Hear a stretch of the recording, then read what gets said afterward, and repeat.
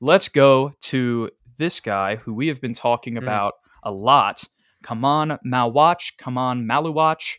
A lot of people have debated his pronunciation, so I'm just going to say both. Hmm. Um, it seems like he's going up, Ethan, when it comes to his stock in the draft. Like it seems like more and more. I've seen a lot of people commenting, not saying that's the be all end all, but not just in our comments, but in other places. I've seen him rising on draft boards, but a lot of people have been saying he's not going to get out of the top six. That goes back to a discussion we had a long time ago where I said if we really want to get this guy, maybe we might have to trade up. But I saw some people then in the comments, do we want to trade both of our picks just to get a backup center? I think that's a fair question as well. But regardless, here is how he's been doing in March Madness. So we got the first game against Mount St. Mary's, only played 15 minutes because they beat him 93-49. But in those 15 minutes, had 11, 5, and 2 on efficient shooting, 100% shooting, even threw a 3 in there as well that he made. That's not something that he does a ton, but has shown some flashes of it as if we go down here again. Not something that is game, but not something that, where he's just 0% either. But then we have the Baylor game here, 8, 5, and 2 in that one. Nothing crazy, but definitely a solid game. 13, 6, and 4 against Arizona on efficient shooting again. And then 14, 9, 1, 2, and a steal as well there at the end against Alabama. All solid games from Khaman Maluach. And the things that impressed me the most is I feel like his best game there is against Alabama, which is the Mhm. best team they played. No, I mean, obviously, on paper, he looks great, right? He's everything that we've been wanting. He's the 7'2" physical presence, and he's performing well in March Madness. Everybody loves him. I think it's getting. I don't know if we're 8 or 9. I really don't think we're going to have a chance to draft him, Yeah. Jude. Which is why the lottery is so important, and it is possible for us to move up, right? Like you never Mm-hmm. really know. But if he is available, I'll leave it this way: if he's available, I think he's absolutely the pick that we need to go with. Yeah, it's one of those things where if you see that, you sprint to the not the The lottery, podium. the podium. There you go. Yeah, for sure. I wish we had more to really take away from this, but kind of with the way that Duke plays as well as college basketball is, there's not going to be the craziest stat sheet showing up here, but Right. he's been doing his job. He has not been making mistakes. And the other thing that I think maybe I haven't harped on as much, I'm sure I have mentioned this, but the experience he has in Basketball Africa League, which was a league set up by the NBA, as a teenager. So that's almost like the equivalent, of playing in the Euro League as a teenager. And then as well, his Olympic experience that he had over the past summer. He played in the FIBA World Cup as a teenager before that. So all that international experience, that's kind of sponsored by the NBA as well as the Olympic game. On top of that, being combined with playing a year at Duke to kind of learn the American game, playing next to Cooper Flagg, he knows what it's like to play next to a top tier star. This would just be perfect for the Spurs. But like you said, Ethan, it's probably a little bit of a pipe dream unless we're going to trade up. Yeah. I think that might be the reality, unfortunately. Just to have some fun with it. I think on the low end, this guy might be like a Roy Hibbert, and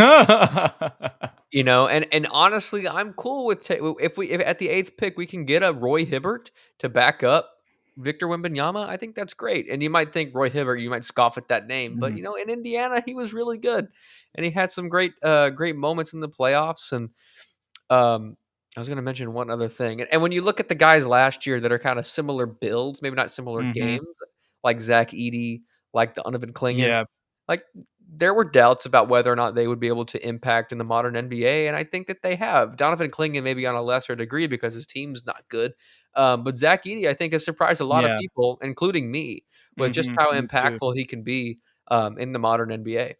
Yeah, I was completely wrong about that. I'm glad you brought that up. I was kind of shooing away Zach Edey last year. Now that I think about it, we might have mentioned this in another episode. We were like, dude, imagine if we drafted Zach Edey at 8. With that eighth That would pick, have yeah. solved so many problems. But man, if he's there at 8 or 9 where we have him, again, I know you already said this, but it's a no brainer for me. I understand, people who maybe are like, I want more value, out of a pick there. I don't just want to get a backup center, but we just desperately need it. And on the nights where Wemby rests, or maybe he has to, you know, I was thrown off a little bit, but what you were doing there, and now I see why you were thrown off. Oh my goodness, he always wants to make an appearance.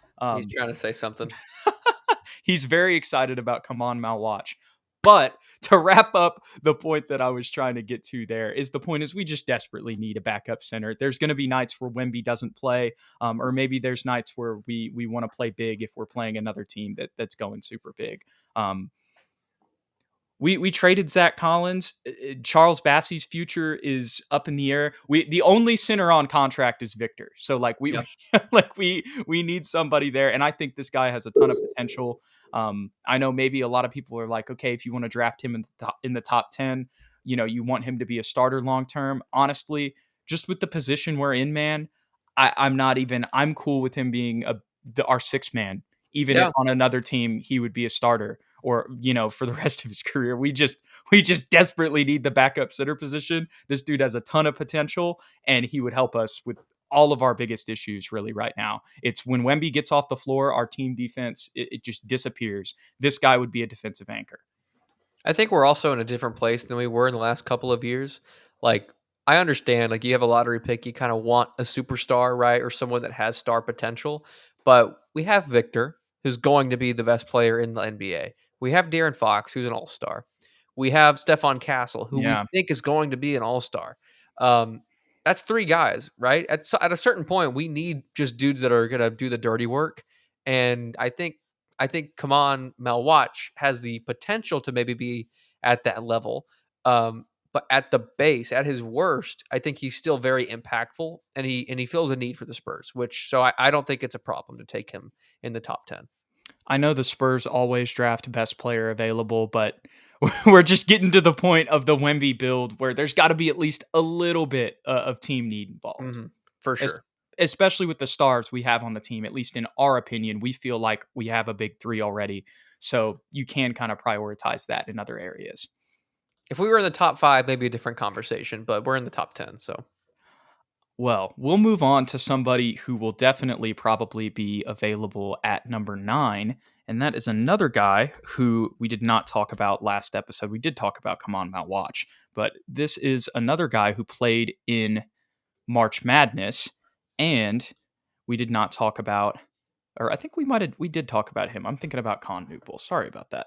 Um, but here are his March Madness numbers. Egor Demin, that he's listed as a guard, but he is 6'9". He's from Russia. So like on the Ringers NBA draft big board, they have his position listed as question mark, question mark, question mark hmm, because of kind of his skill set along with his size. What I would kind of frame him as is, he'll either be like a Josh Giddey type where he takes the ball up the floor just regardless of his size and kind of plays that point guard position, or where they kind of play like two shooting guards at the 1 and the 2 to kind of offset, the ball handling duties being at somebody with the forward. Or I would kind of see him as somebody who's being molded into that, point forward position in the modern NBA. But he mhm, definitely, he's listed as a guard, as you can see. So, right. you would kind of have to mix in some physicality. He definitely still has, some rebounding, but even if you look in these games here, well, other than the first one, um, there's a lot of games where he does have more assists on average than rebounds, and you kind of see that in his total average. But it's not like he doesn't have, if you go down and look at some of those Big 12 games against West Virginia, Iowa State, and Utah, he had at least 6 boards in all of those games. But in the March Madness games that we probably want to talk about a little bit more, went 6 for 11 against VCU with 15, 4, and 2, 3 of 7 from 3, 11, 8 and 8 against Wisconsin in their second win, 3 for 10, not the greatest shooting night from the floor, but 2 for 6 from 3. And then against Alabama, definitely his worst 3-point shooting night, but was able to get some buckets in the second half. We actually talked about this one the last episode, or an episode like 2 weeks ago, where we were going live on the same night as some of the Sweet 16 games. So we already recapped this Alabama game. I'm realizing that. And this probably popped up on the screen then too. But Egor Demin, very versatile, kind of a question mark on what his position's going to be, but he can shoot and he's kind of shown flashes of everything. So, what are your thoughts on Egor, Ethan? I'm not that high on him, to be honest, Jude, and I think it's because, like, where we are as Mm-hmm. a team, like, maybe this is a guy if you're really tanking and you just need someone that has really high upside, a lot of versatility that you can build, like a prospect type guy. totally fine with that. And what's going to be funny is in 4 years when he's a demigod, people are going to pull this clip. But I think for the next couple of years, he wouldn't be that impactful on the actual rotation. And we already have guys with guard skills that can pass but can't really shoot. Like I'm thinking Jeremy Sohan, we have Mhm. Blake Wesley. Um, I like his versatility, but I just don't think it's a fit right now. That's a very fair point. That's not something that I had thought of really. Just with him being a developmental prospect, I was just kind of intrigued with, his height, shooting ability, as well as the guard skills, and then, being able to put on weight over time. But is that something the Spurs want to take on right now? Probably not, honestly. Mm. Um, Half his but shots are threes, and he makes 27% of them. that's what I was about to look at. Yeah. So there you go. There is a good point there. Definitely. And There. 3 turnovers a game. Mhm. But I definitely think he shows a lot of flashes with those skills, and that's why people kind of have him ranked, within the lottery. But he's an upside pick for sure. In the games that I've seen, I think there definitely is kind of hope for his shot long term. But the percentage is a good point. Like it needs to get more consistent. But we'll wrap it up with Igor there. The next person that we'll go to is a team that made it to the Elite Eight, I believe. Ah, yes. Danny Wolf from Michigan. They did not make it to the Elite Eight. I thought that the Texas A&M win was Mm-mm. deeper, was in the Sweet 16. But 20-6 from him against Auburn, against Johnny Broome, another top tier center. Danny Wolf's a little bit higher ranked whenever it comes to draft prospect stuff. But still a solid matchup for him against another NBA prospect. Had 14-9 against A&M with 3 blocks, 4 assists as well, and then 9-11 against UC San Diego. Didn't have the greatest shooting night there, but averages 13-10 on the season overall. We'll go back here to this game against Derik Queen, had 21-14 in that one. And as you scroll down here, you can see a lot of double doubles. 7 foot, 250. Really just kind of in the mold of what we need as a backup center again, Ethan. Yeah, I mean, he's a little bit different than Khaman, obviously. Maybe less upside. He's obviously older, but he can shoot, man. He can put the ball on the floor at 7 feet tall, but he's also getting close to 10 rebounds a game. I really do like this guy. And what scares me is I don't know exactly where he's slotted, but I think most people might consider it a reach at 8 or 9, right? But I do think that he would be impactful pretty much as soon as he stepped foot on the floor, because he is physical. He can get to the rim. He has a nice ball handle skill, and I think he's a high IQ player. And he's not exactly a rim runner or a high flyer. He's not going to be catching lobs Mhm. necessarily, but I do think he's a real solid piece that would play for us immediately. Yeah, in most of the big boards that I've seen in mock drafts that I've done, Ethan, he would be available even with the Hawks pick. Then But if he's there, then I think we leap at it. yeah, and in a lot of places where I've seen him, he's kind of ranked in the 20s. So again, it depends on what we do with that pick. There's a little bit of pause. I wonder if we're going to use both just because of what we did last year. Fair. But I would really like to get him with that second pick. I think honestly, out of all the guys for what we're looking for, other than Khaman Maluach, obviously, but out of the other centers, Thomas Sorbor is kind of in this same mold. But like with Derik Queen, where there's a little bit of rebounding questions that you could say, as much as he still averaged, close to 10 boards throughout the season. But again, in the matchup against Danny Wolf, he only had 3 rebounds, and there's other games where he's been a little bit more absent. It was definitely more consistent, from Mhm. Danny Wolf. And Derik Queen he plays a little bit more on the perimeter, where Danny Wolf is your traditional, run, jump, and dunk center, and get blocks as well. He just immediately solves the backup center need. Like he's everything Zach Collins wasn't. But he moves real well. Like I was watching his highlights, and he Mhm. doesn't lumber around. Like he doesn't look like a awkward 7 footer out there. He moves like a 6'9", 6'10" guy. But obviously plays with the physicality of a 7 footer. I feel like I'm talking him way up, and people in the comments are going to really try and bring me down to earth, and I get that. Um, But man, I think this guy might be the sleeper of the draft personally, Jude. You're talking him up also because everything that he does is exactly what we need in the backup center position. Like this one is it's funny because we were just talking about Igor and you bring up the point of like, okay, as much as there's a lot of upside here, maybe he could solve the, one of those backup guard positions if that's what we roll with, or even we Mhm. could mold him into a point forward. That yeah, that's appealing. But with Danny Wolf, we kind of know what he's going to be. It's kind of similar to Donovan Clingan. Obviously, he's not ranked as high as Donovan Clingan, but I kind of see him in that mold of just at worst, like at minimum, he's going to be a solid, like an Alex Len type guy. This Um, is gonna bite me in the ass. I think I like him better than Donovan Clingan.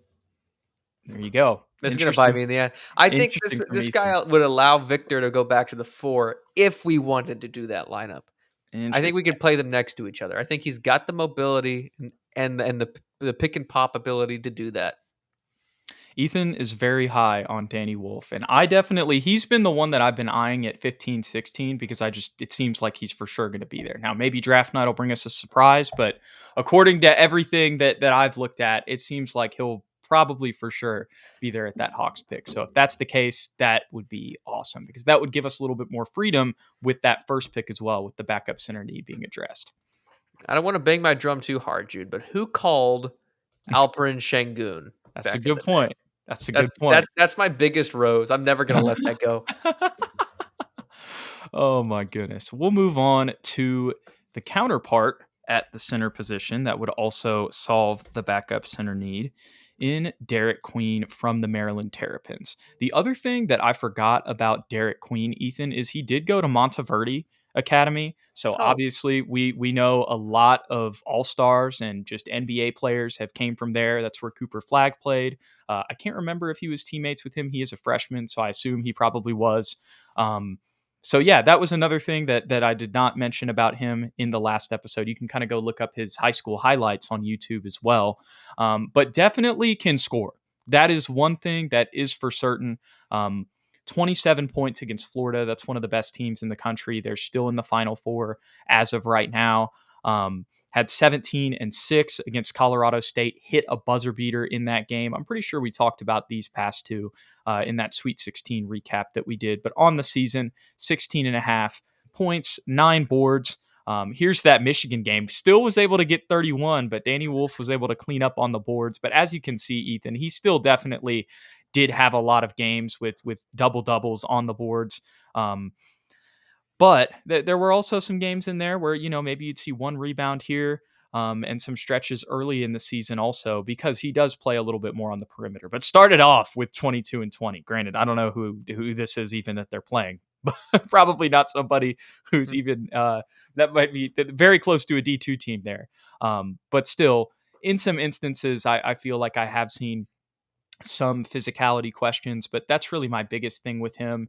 And kind of the reason that I prefer Danny Wolf just as of right now, and after we just talked about it, is because of that. As much as I see the upside with Derik Queen, and if Danny Wolf's already taken, or maybe the Spurs just decide to go with him at 8 or 9, because in a lot of places he's kind of would be the highest ranked player, overall on big boards at that mhm. position. Then obviously I'm gonna have faith in the Spurs front office, but yeah, I definitely see his appeal, but I think because of the Spurs' needs for just that kind of traditional physicality, and the bruiser badge, if you will, not that he can't bruise, but Mhm. that paint protector, interior protector. Um, I think his game doesn't fit that as much. But I still, if there's nobody else, if there's not another option, like I'm not mad at taking him either and him solving that need. Sorry, my cat is leaning on my computer right now. Um, I heard everything that you said, though. I'm a little higher on Derik Queen now than I was when we Hmm. first talked about him. I would still put him behind Danny, in my opinion, as well as behind Khaman. Or Khaman, is it Khaman? Yeah. Come on. Um, I think he's got I watched a little bit more tape. I think he's got a little more physicality than I gave him credit for initially. He still is perimeter, like you're saying. He likes to Hmm. put the ball on the floor. He's definitely an isolation type guy in terms of scoring. But I do think he's got some nice footwork. I will say, in all those tapes that I watched of all these guys, I didn't really watch defensive highlights or defensive Hmm. lowlights. So I don't know which one's a better like perimeter defender or interior defender, I would assume it's Danny Wolf just for the Yeah, nature of his game. But I am talking ignorantly in that matter. If it came down to it and he was available at 16, I don't think he would be though. no, no, Um, yeah. At 8 or 9, if Khaman Maluach is not there and Derik Queen is, I think I'd rather go toward the wing position personally, me and too. then pray that my guy Danny is available at the second pick. Yeah. And again, I mean, knock on wood, dude, but I really think Danny Wolf's going to be available at 15, 16. We'll probably have people saying that that's a reach to go for him there, as once again, Winky must be thrown out of the video. This is Yeah, two times this week, man. he's just a little upstepperous today. But I'm with you. I think I would rather go with the wing if he's there. But again, I'm if the Spurs go with him at 8 or 9, like I'm gonna be like, okay, whatever my personal criticism is, Right. I'm gonna be like, I'm gonna trust in the Spurs front office, and they see that he's gonna address this need. Um, so yeah, that's kind of my take on Derek. Again, wasn't trying to even talk about him necessarily in a negative light because I think He's really every good. yeah, like he has a lot of positives as a player. It just gets back to what we were talking about a second ago. Like the Spurs kind of have to look more toward need now at this point, and I just think Danny Wolf fits better than Derek does. Agreed. But if that is the case, Ethan, and there is a wing available, one that could for sure be there, unless he's picked like 1 or 2 picks before us, because I think that's probably the highest he would go, is Kon Knueppel. We haven't Mhm. talked as much about him, but this kind of ties into why I brought up that Harrison Barnes point. Harrison Barnes can slide in to that backup 4 position, and Mhm. Kon, if we want to start him, we can do that. Jeremy Sohan started; he was the ninth pick. Um, but he is someone who is very versatile, 6'7", 217, so can kind of play that same, Harrison Barnes versatility role positionally. But I think you could argue that he has a higher ceiling than Harrison Barnes. I am not saying that in a ceiling comparison. Had 21, 5, and 5 with 3 steals against Alabama, 2 for 4 from 3, 22 for 2 from 3 against Arizona with 4 threes. Or excuse me, 4 rebounds and 3 assists, and then 12 and 1 and 3 against Baylor. Not really too much there, but Cooper flag was going off or somebody was going off. They won 89-66. He didn't need to impose himself that much. Same thing in the Mount St. Mary's game. If we go back to the regular season here, that'll give us a little better idea than these last 2 games. You see 18, 17, 28.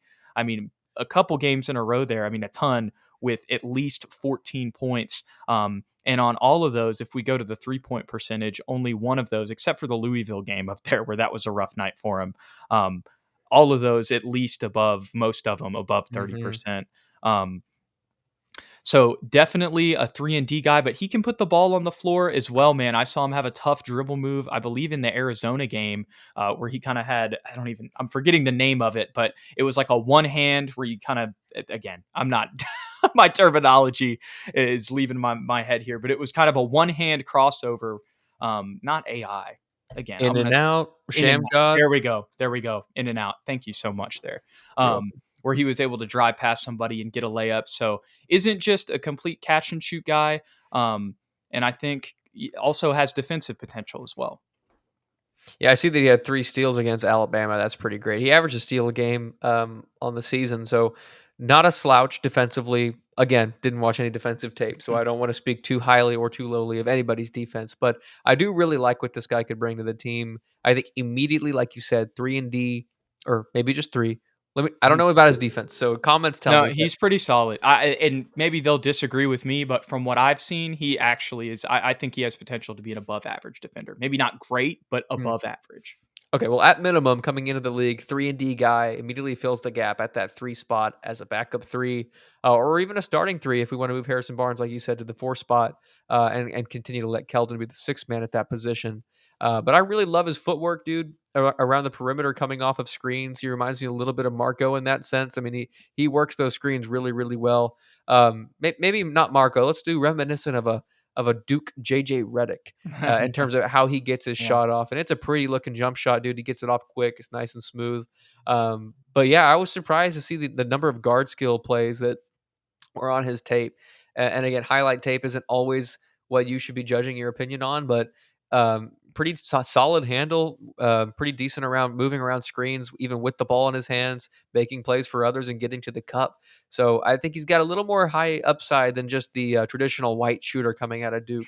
He's got a little bit more to his game, and I think playing next to Cooper Flag, like you said, may have kind of hidden a little bit of that skill. And someone else, Jude, that a lot of their guard skills were hidden to the masses because of the guys that he played next to in college, Stefan Castle. So maybe he's a little bit like Stefan in that sense, where he's got more to his game than just what the tape shows us because of who's around him and his desire to win basketball games. Yeah, yeah, for sure. He's on a very talented team, Hmm. and he's a very highly rated prospect. So, on a team with less talent, he could show a lot more. I mean, yeah, just come on, Cooper Flag. Those are two Yep. guys that are going to be probably in the top six, like we were talking about. And there's other guys. Tyrese Proctor is another guy who will be drafted this season, as much as he's a little bit lower ranked than Khan, but probably on the team with the most recruiting talent in the entire country, no doubt. So that's a great point that I hadn't thought about. And as much as I butchered referencing the in and out crossover that he had earlier, I think that was a great point when it comes to, he's not just a catch and shoot guy. He can put the ball on the floor. He can cross Hmm. people up. I think a comparison that I would make, as much as I believe he was actually a second round pick, but kind of shades of Austin Reeves when it comes to what he does Mm. off the dribble. Obviously, he's bigger than Austin Reeves, and he does have that catch and shoot potential and the length, and versatility. I would say maybe there's a little bit more, not saying Austin Reeves is a terrible defender, but I think there might be a little bit more defensive potential with Khan, but that off the dribble stuff that I see some shades there for sure. I'm gonna take your Austin Reeves comp and I'm gonna blend it a little bit with a young. A lot of people remember the old version, but I'm talking about the young version of what's his name? No, I'm gonna blank. No, Jude, I'm blanking. Help me. The Um, Chicago Bulls, 1990, 7 and 8 championship run. it's not Kokoch, right? Yeah, Kukoc. Oh, there we go. He got a little bit of Let's Tony go. Kukoc in his game. Not to just compare him to white guys. I wish I could. No, but I see that. You know what I'm saying? He's got a Yeah, little more skill, like a Tony Kukoc, but with that same off-ball movement they as an both Austin Reeves. they both wore number 7 too. So there you go. Maybe that's what's getting me. It's that number 7 and that white body. Yeah, but we haven't talked. I like the end there. Yeah. No, but going back to Khan, man, we haven't really talked about him that much, and he's somebody who realistically, like, we really could pick. And when we talk about that need of just needing somebody that Wemby can kick it out to and he can knock it down, Khan is somebody who can come in and immediately do that, and then long term, has potential to grow as well. Mhm. 100%. What we need to do is get our boy in here that called Stefan Castle. Oh yeah. we Curious to see what he definitely thinks. we definitely need to talk to Lou this offseason. We'll definitely set that up at some point. One more prospect here as we get to the end of the episode, Ethan. Asa Newell is another name that could definitely be um, in our draft range. And he is somebody who I think, he's a front court guy for sure at 6'11. And there's definitely been questions about his shooting. Let me go ahead and go to his stats here so I can see his full on shooting stats on the season. So, yeah, at 29%, what are the season totals here? Yeah, 26 of 89 threes that he took. So, again, not something where it's just, not going to go in if you leave him open, but not something that you can rely on at all at this point. Maybe there's some hope with what Stefan Castle did that can be developed. But Mhm. the reason I bring up this conversation is, this kind of ties into, is he going to play center or is he going to play the four? I think regardless, next season, he would slide into one of those positions. And I think I mentioned this in one of the other episodes.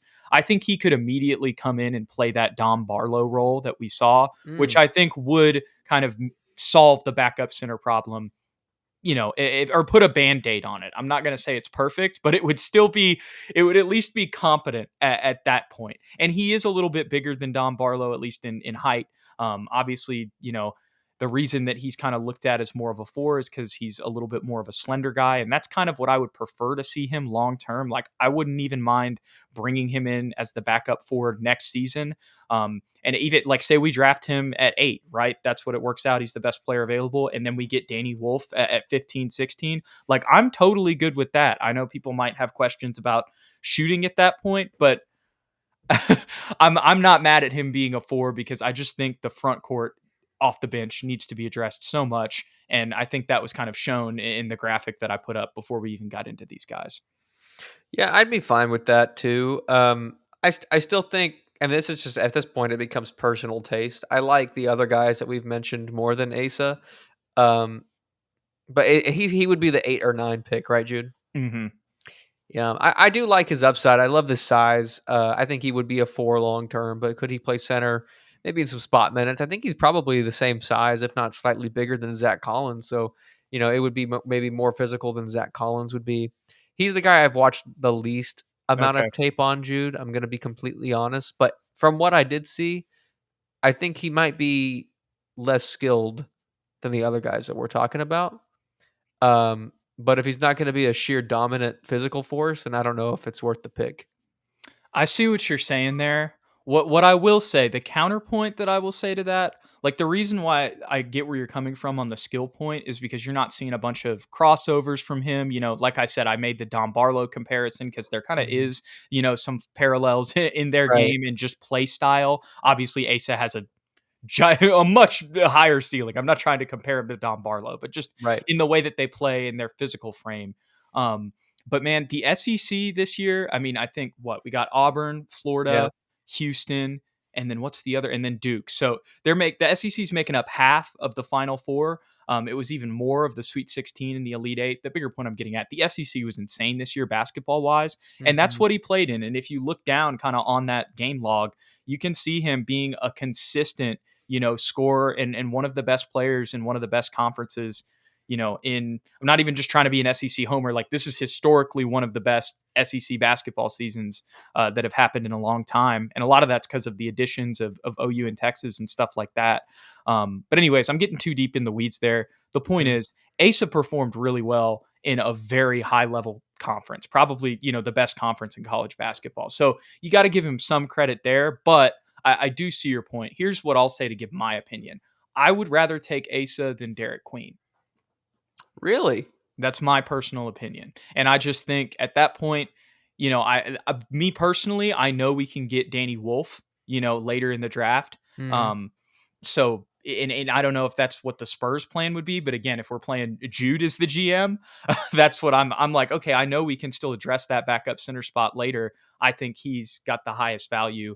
And again, I don't think, we're splitting hairs here. It's very minimal between him and Derik Queen. They're both kind of slated at 8 and 9, like right next to each other on the big boards. But Right. me personally, I do like him a little bit more than Derik Queen, just because of his performance in the conference this year. And in Georgia also, like this, he was their highest rated recruit that they've gotten in a long time. Georgia basketball has not been relevant. This is the most relevant I've seen them in a long time. I may just be ignorant to whatever their record was last year, and maybe that's how they were able to get him. But it could Mhm. have been NIL too. But again, very deep in the weeds. But that's another note about him. He kind of brought them to relevance, brought them to the tournament for the first time in a very long time. I do know that. Hmm. Hey, man, I trust your opinion, Jude. I'll take your word for it. I think it'll be interesting to watch how our takes change as we continue to watch more film. Because I remember last year and the year before, like we flip flopped and changed our minds like almost Uh every huh. episode. It felt like so. No, 100%. I don't think I even ever ranked, or maybe by the end of it, we might have had Stefan as our number one choice, but definitely at the beginning, I had him as like 4 or 5 below Reed Shepard and Rod Dillingham. And I look at Yep. myself and I'm just like, face plant, man, face palm. I think I moved up on him just before you did. You were holding out for Reed for a long time. Probably because of the shooting, Yeah, and now the shooting's not even an issue. right, exactly.